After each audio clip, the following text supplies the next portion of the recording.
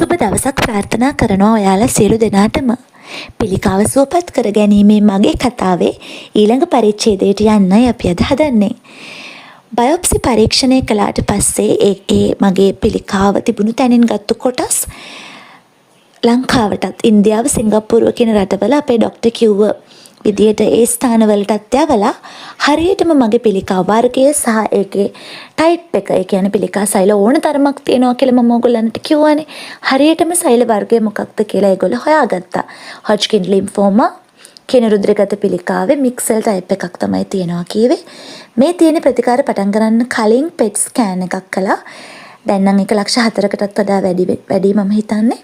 ළඟකදී මට කලේ නෑ, ලබන අවුරුද්ද තමයි ආයෙ කරන්න තියෙන්නේ. ඒකේ රතු සහ කහ පාටින් පෙන්වන්නේ මගේ පිළිකාව පැතිරලා තිබුණු තැන්. එතකොට හදවතට උඩින් ඔය ගෙඩියක් වගේ ලොකුවට පෙන්වන්නේ සෙන්ටිමීටර් 13කටත් වැඩියෙන්. ડોක්ටර් කිව්වා හොඳ උදාහරණයක් ඒකට ලෙලි ගාපු පොඩි පොල් ගෙඩියක් විතර ඇති කියලා. මගේ පිළිකාව පැතිරලා තිබුණා. කියන්නේ එක තැනම වර්ධනය වෙලා තිබුණා. සහ උගුර දිගේ සහ පොඩක් පහළට ගමන් කරන්න උත්සාහ කරලා තිබුණා කියලා. කොහොම හරි මේ අපේ බුද්ධිකස ඔක්කොම පරීක්ෂණ වලින් ඔක්කොම තහවුරු කරගත්තට පස්සේ 2022 ජූනි මාසේ 17 වෙනිදා මගේ ප්‍රතිකාර පටන් ගත්තා. මුලින්ම කළේ කිමෝതെරපි ප්‍රතිකාරය.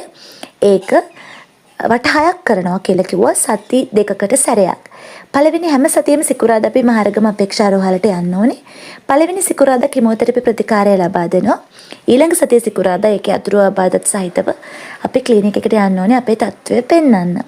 ඇත්තටම පළවෙනි සතියේදී පළවෙනි ප්‍රතිකාරයේදී මට ලොකුවට ඒක දැනුනේ නෑ. ඊට පස්සේ තමයි අම්බෝ යකා කොච්චර කළුද කියලා තේරෙන්න ගත්තේ. මම කියන්නේ අතුරු ආබාධ ගැන. කිමෝതെරපි ප්‍රතිකාරය මහරගම අපේක්ෂා රෝහලේ රසාවි බිල්ඩින් එකේ තාම සුවපහසු විදියට ලබා දෙනවා.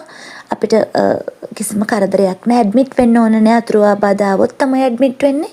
මේ මගේ ක්ලිනික් කාඩ් එක. මේක දැන් ෆයිල් එකක් වගේ පොතක් වගේ ලොකු වෙලා මම ක්ලිනික් ගිහපු හැම දවසක්ම මේකේ සටහන් වෙලා තියෙනවා.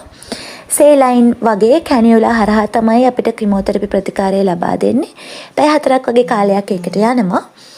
ඊට පස්සේ අපිට ගෙදර යන්න පුළුවන් මොකුත් ප්‍රශ්නයක් නැත්නම් ඊට පස්සේ තමයි ප්‍රශ්න ඇති වෙලා ආපහු ඇඩ්මිට් වෙන්න වෙන්නේ. මේ තවත් ඒ වගේ වார்த்தාවක්. මට බල්කි ඩිසීස් කියලා තමයි ඒකේ බල්කි කියන්නේ අර ප්‍රමාණයෙන් නරක වැඩි නිසා. ඉතින් මේ විදිහට ප්‍රතිකාර කරගෙන යද්දී මගේ සුපුරුදු ජීවිත රටාවෙන් මම සම්පූර්ණයෙන්ම අයින් වෙන්න මට සිද්ධ වුණා. ඒක සම්පූර්ණයෙන්ම නැති වෙලා ගියා. මගේ දුව ඒ වෙනකොට මොන්ටිසෝරි යනවා. ඉසුරු නවෝදය පෙර පාසලට. හොඳම දේ තමයි මගේ පුතා හිටියේ ශිෂ්‍යත්ව විභාගය ලියන්න සූදානම් වෙලා. ඊටු ටික